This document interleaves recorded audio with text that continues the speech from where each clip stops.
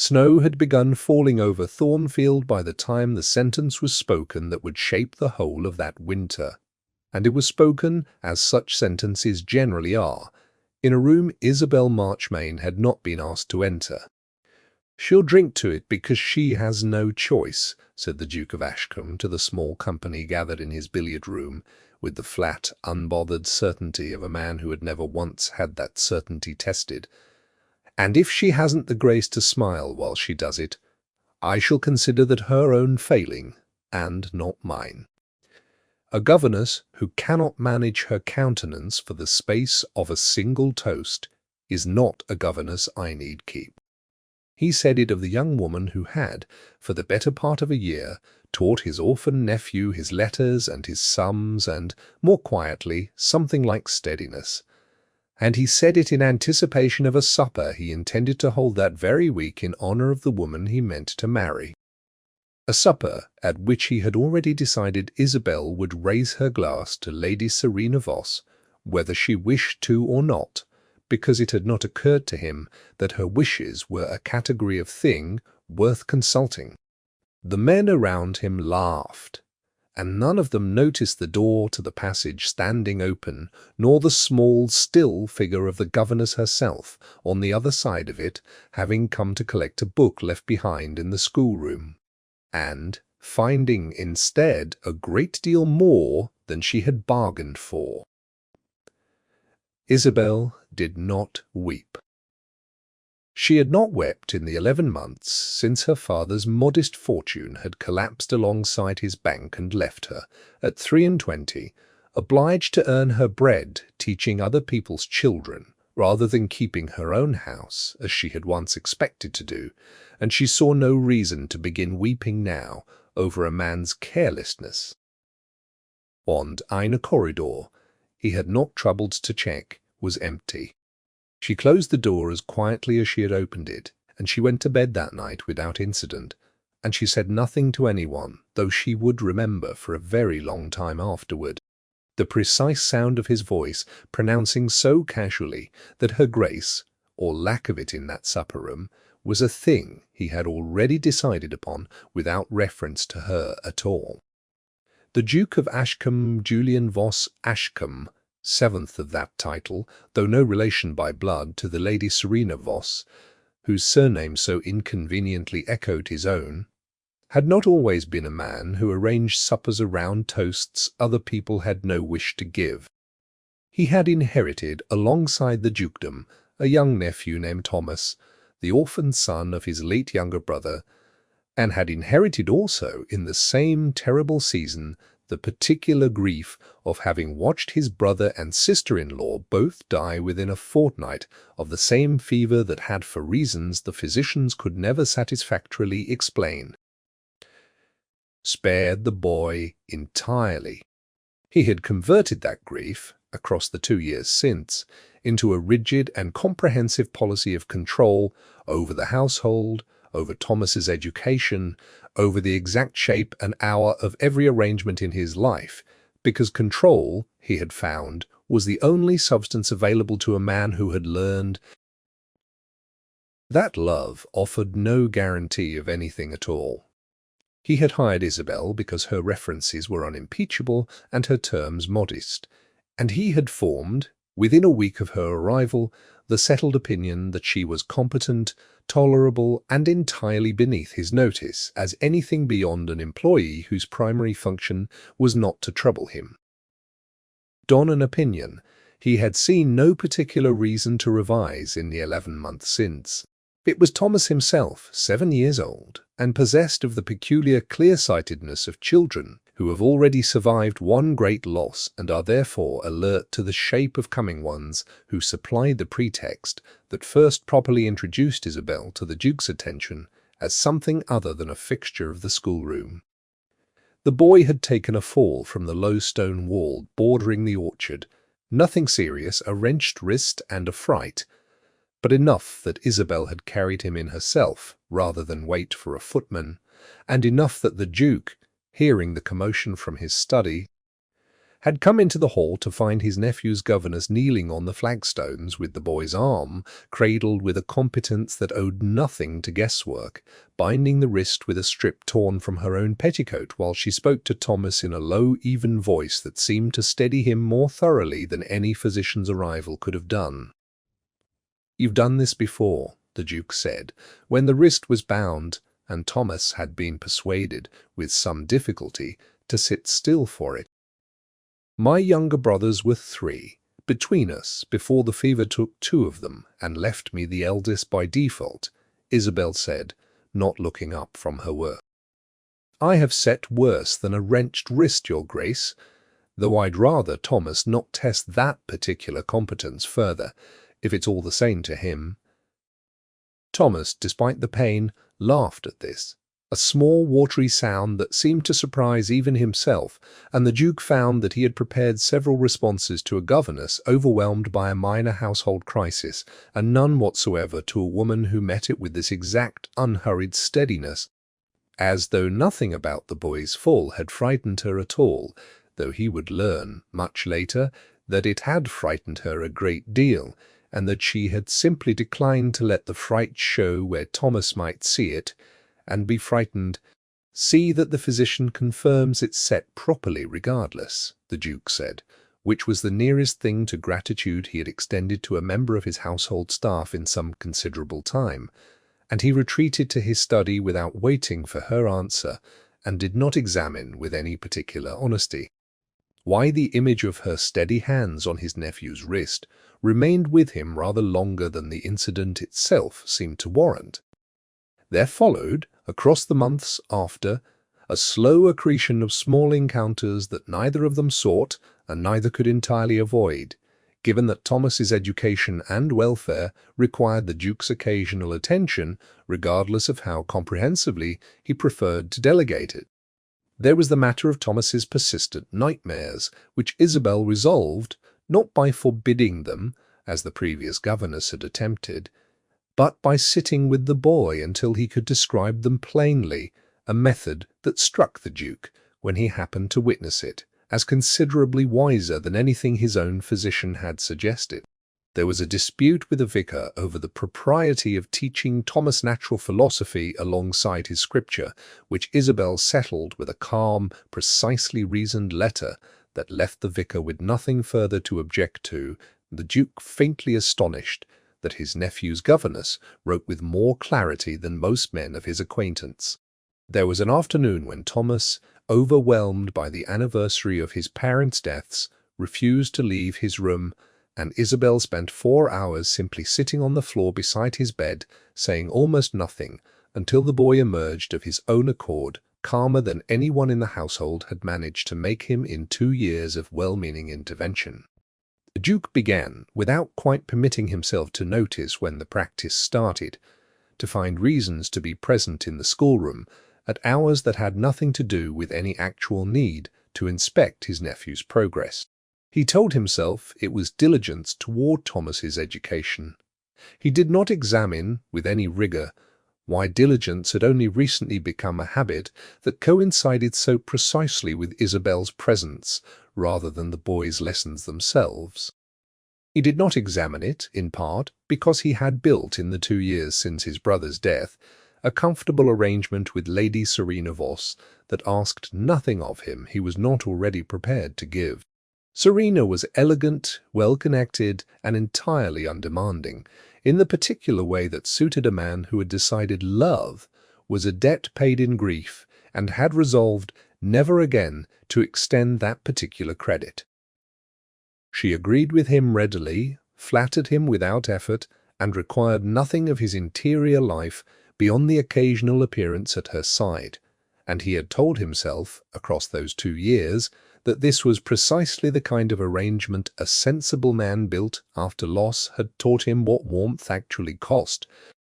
It was his own great-aunt, Lady Prudence Ashcombe, arriving for her customary winter residence at Thornfield, with her usual disregard for anyone's comfort, but her own honesty, who first named the thing plainly. "You have visited that schoolroom more in the last 2 months than in the whole 2 years preceding," she observed. over a sherry she had poured for herself, without asking whether he wanted the company, and Hodges tells me you asked only yesterday whether the governess had taken her dinner before you asked after your own.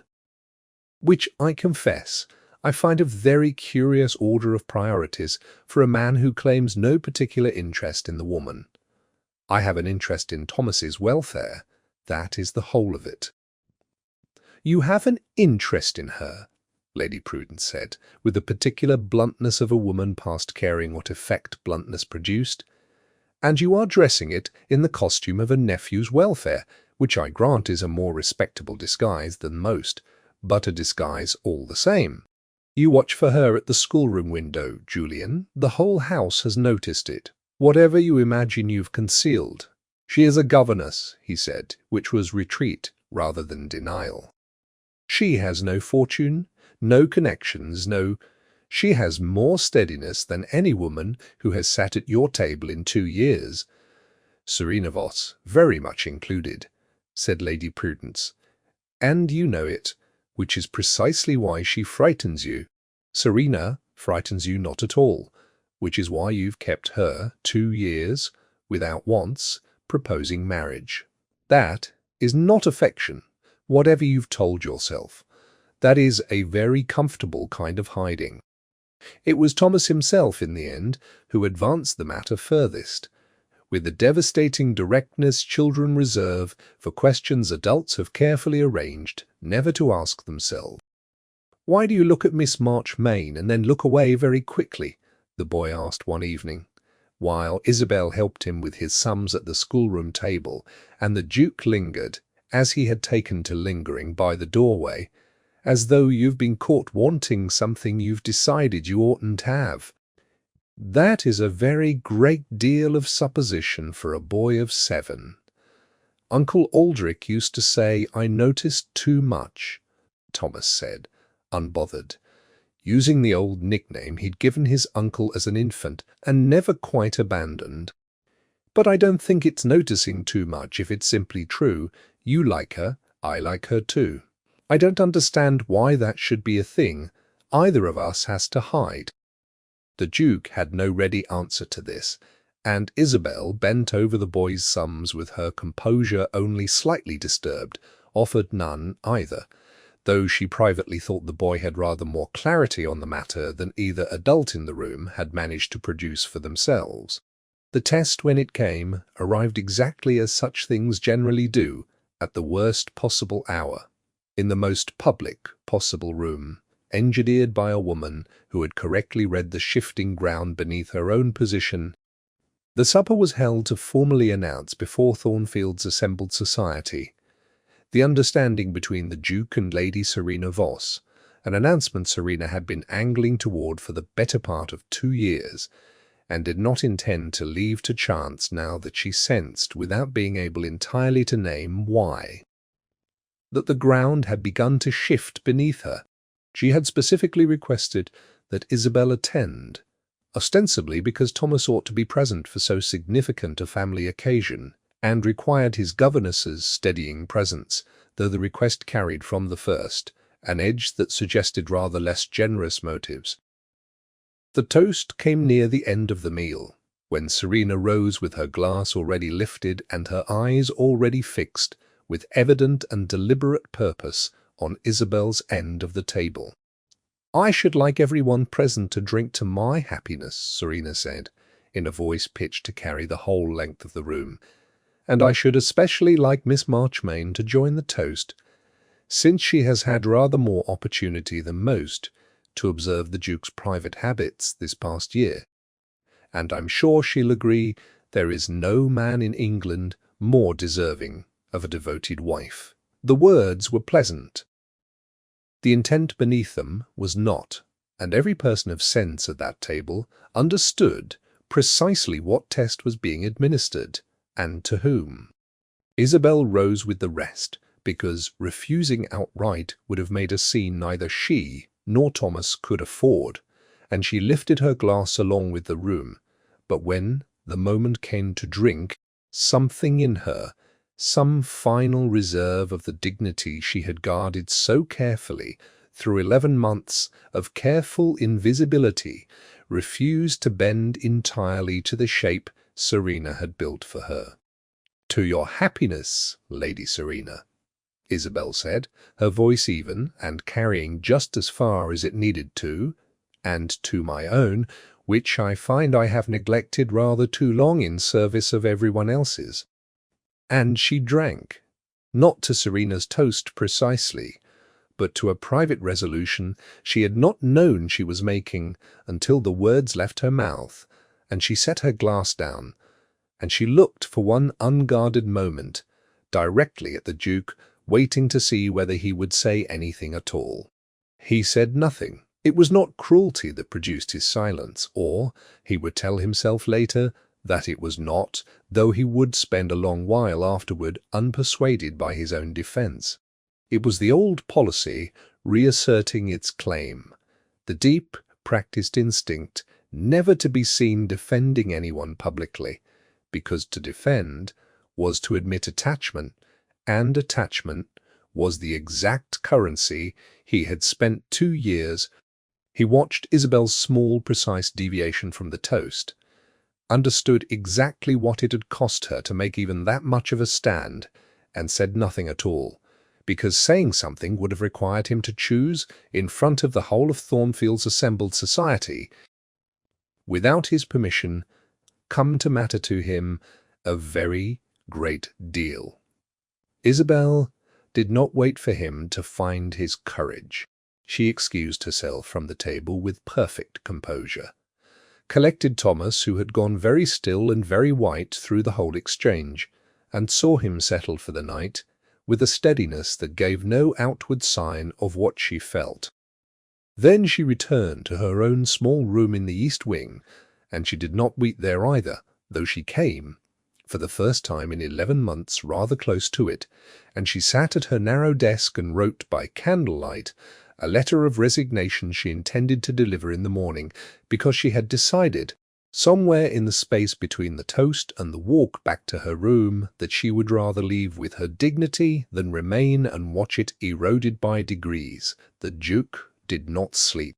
He told himself, lying awake as the fire burned to embers, that he had done nothing wrong precisely, had issued no instruction, had merely declined to interrupt a toast that was, strictly, Serena's to give and the room's to receive as it saw fit. It was a very thin argument, and he recognized its thinness even as he built it, the way a man recognizes a bridge to be rotten even as he crosses it, because the alternative to crossing is standing motionless in weather he has no wish to endure. Somewhere past 2 in the morning, the argument collapsed entirely, and what remained standing in its place was a single unadorned fact. He had watched a woman he had come to rely upon more than he permitted himself to admit be tested publicly in his own house, and he had failed the test alongside her by silence.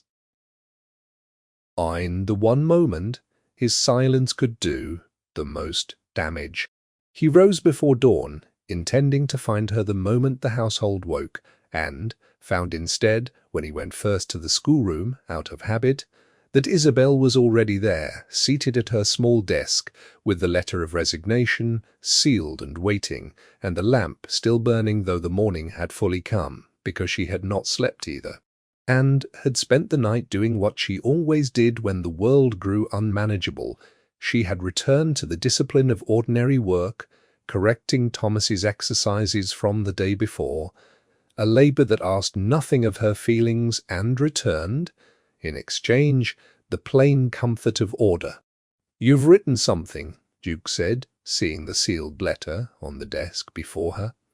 "My notice, Your Grace. I find I can no longer serve in a household where my dignity is a thing to be tested at another woman's convenience, and defended by no one, least of all the man whose comfort my silence was meant to preserve." She did not raise her voice. She did not allow the fury she felt to show in anything beyond the perfect precision of her diction. "I'll stay through the week, to see Thomas settled with whoever replaces me, and not a day longer." "I have come to apologize," he said, though I am aware an apology delivered the morning after does very little to repair what silence cost you in front of a room full of witnesses last night. No, Isabel agreed. It does very little indeed. May I explain myself, regardless, or would you rather I said nothing further and simply accepted your notice as given, which I will own I have probably earned by every measure that matters? Something in the plain, unadorned willingness to be refused entirely, rather than to argue his way past her anger, loosened something in her that pride alone would not have loosened. She did not withdraw the letter, but she set down her pen and she waited. I let it happen, he said, because I have spent 2 years believing that if I am never seen to care for anyone publicly, I can never again be made a fool of publicly for having cared and lost, the way I lost my brother, without warning and without any recourse against the losing.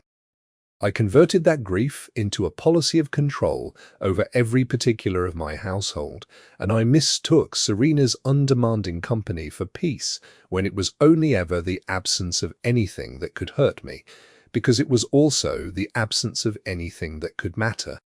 Last night I watched her test you in a manner I would not tolerate toward any member of my household, let alone toward the woman who has done more for my nephew's steadiness of mind than 2 years of my own guardianship managed, and I said nothing because defending you would have required me to admit in front of witnesses that I had begun to care for you rather more than an employer ought to care for a governess. That is cowardice, Miss Marchmain, dressed up as prudence, and it cost you precisely what cowardice always costs someone, only never the coward himself. Isabel was quiet a long moment. The lamp guttered slightly in its dish, needing oil, and neither of them moved to tend it. "I have watched you build that policy for 11 months, she said finally, and I understood something of its shape long before last night, because I have built a smaller version of the very same thing myself. I lost 2 brothers to the same fever that spared Thomas, your grace, and I lost, alongside them, a suitor who made it plain, once my father's fortune collapsed, that a penniless governess with too much education for her station was not a wife he cared to explain to his family. I decided after that it was safer to be useful than to hope for anything more, because usefulness cannot be withdrawn by a man simply changing his mind, whereas hope is withdrawn constantly by everyone without warning. I did not expect to want anything beyond usefulness. Again, I certainly did not expect a duke's grief-hardened silence to be the thing that taught me I still did. "I am ending the arrangement with Lady Serena today," the duke said, with sudden and necessary plainness, understanding the moment required precision rather than further apology. "Not because last night's scene demands it as a point of honor, though it does, but because I understand now that I kept that arrangement precisely because it asked nothing real of me, and I find I am no longer willing to be a man who arranges the whole of his life around asking nothing real of anyone. Least of all the people who have earned rather more than that from me. I am not asking you to withdraw your notice this morning. I am asking only for the chance to prove, across time, rather than in a single speech in a schoolroom, that I am capable of more courage than I showed last night, and I will understand entirely if you find that chance isn't one you wish to grant me." "I should like some time," Isabel said after a silence that held, for the first time that morning, something gentler within it. "Not because I doubt what you've told me, but because I have spent 11 months persuading myself I wanted nothing from this house beyond my wages and Thomas's steady progress, and I am not yet entirely certain how to want something more without being afraid of what wanting costs. Take whatever time the wanting requires," he said. "I find I am, for the first time in 2 years, willing to wait for something rather than protect myself from wanting it at all. She did not withdraw the letter of resignation that morning, but she did not deliver it either, and the Duke, understanding the significance of that particular restraint better than any words she might have offered, left the schoolroom without pressing further, and rode out into the cold morning to do the one thing he had promised, which he accomplished within the hour, ending the arrangement with Serena Voss in a conversation considerably more direct than the 2 years preceding it had required of him. Serena received the ending with more grace than the previous night's toast might have suggested she possessed. "I have known for some weeks the ground was shifting," she admitted without rancour, "and I confess I forced last night's toast precisely because I hoped to shame you both back into the arrangement I preferred, rather than watch it dissolve on its own account.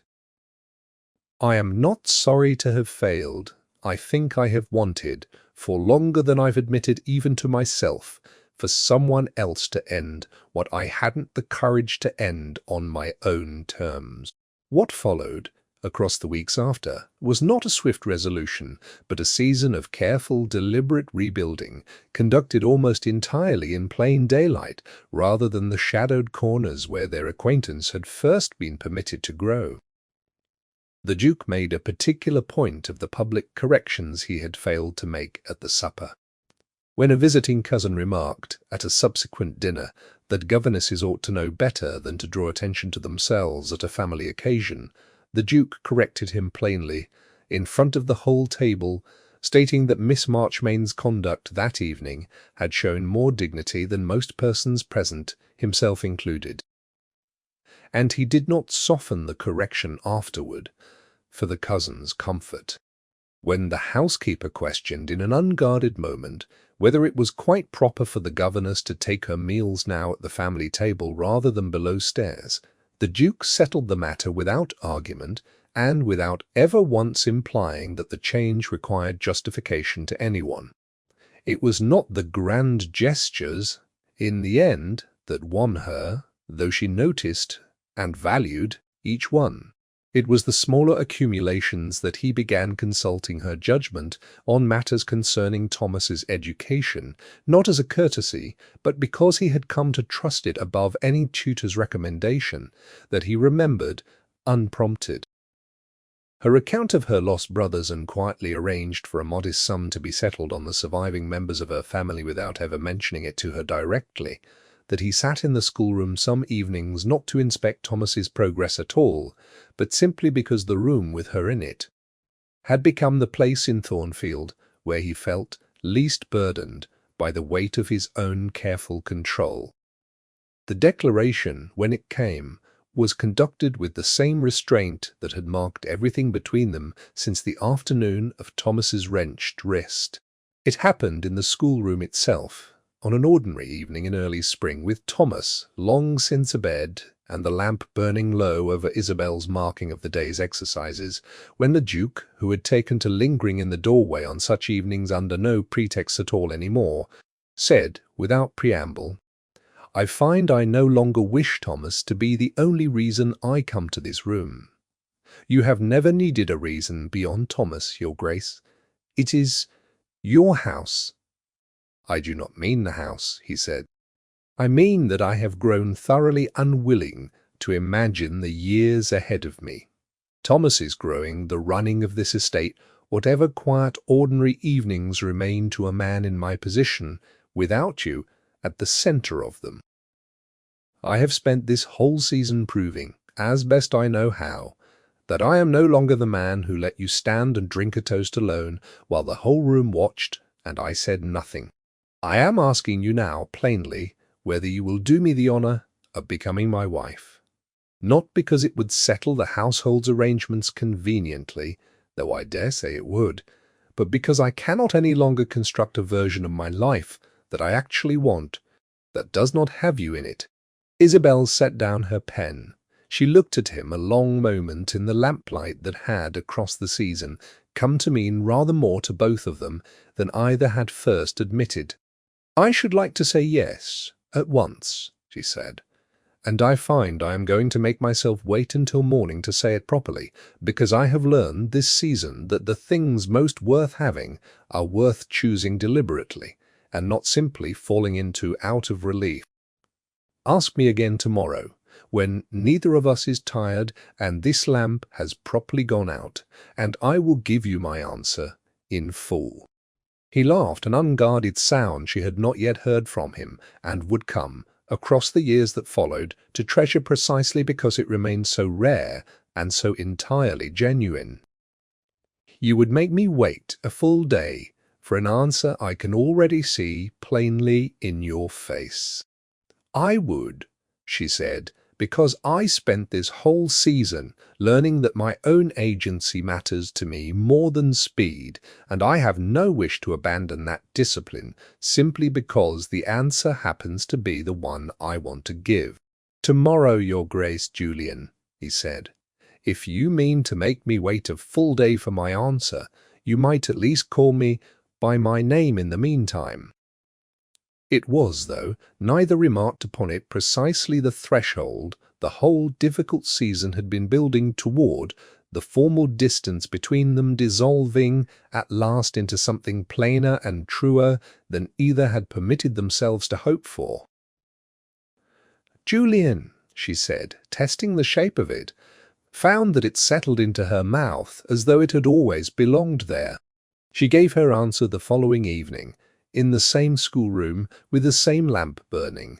and said yes with the same plain, unadorned honesty with which she had said everything to him since the afternoon she'd bound Thomas's wrist with a strip of her own petticoat. There was no grand scene to witness it beyond Thomas himself, who had crept from his bed and installed himself in the doorway some minutes before, and could not, in the end, be persuaded to leave, and who declared the whole arrangement very sensible and rather overdue, with the devastating practicality of the very young, which made them both laugh, in a way that dissolved whatever remained of the season's accumulated tension entirely. The wedding, when it came that summer, was a quiet affair by the standards of a dukedom, held at Thornfield itself rather than in London, with Thomas serving, at his own considerable insistence, as the sole attendant of consequence, and Lady Prudence pronouncing the whole affair far too sensible to be properly romantic, and all the better for it, which both bride and groom understood correctly to be the highest compliment their family was constitutionally capable of offering. The years that followed settled into the kind of sturdy, quiet happiness that makes for very little dramatic telling, but makes, in the living of it, for an excellent life. Isabel did not abandon the schoolroom entirely, even after the wedding, continuing to oversee Thomas's education herself for some years yet, not from any necessity, but because the work was hers by choice, and she had no wish to surrender it to a stranger, and Julian, who had once believed that love offered no guarantee against loss, came to understand, across those years, that the guarantee had never been the point, that what mattered was the choosing of it daily and deliberately, regardless of what guarantees the world declined to offer. Thomas grew into a steady, thoughtful young man under their joint care, prone to reminding his uncle whenever the occasion permitted that he had noticed the whole business between him and Isabel, a full season before either of them had admitted it to themselves, a claim neither ever successfully managed to dispute.